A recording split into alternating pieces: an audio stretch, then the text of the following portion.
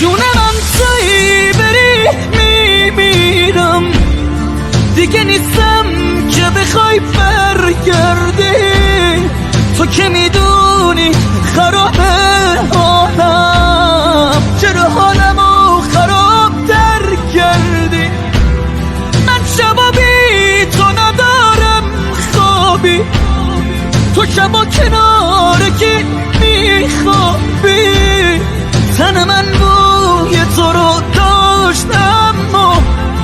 تو بوی خیانتو میدادی کلی پرونده و شاکی داریم اینا یعنی چی؟ حاجی های ما موفق بدخوای زیاده دی بگو چی باعث شد که الان اینجا باشی؟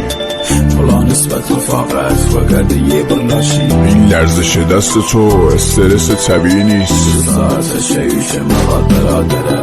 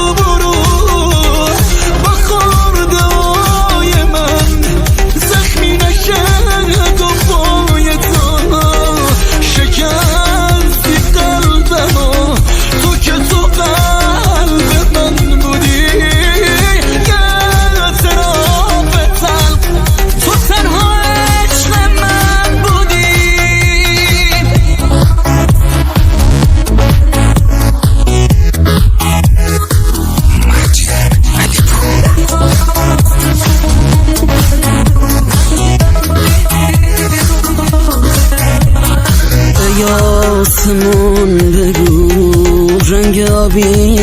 درودیم یا مشکل از من جلو چشام سیاهیم خواستم به غیرتم اگه نرم بی غیرتم واسه هر آدمی خوبه یکم خجالتم دلم شکست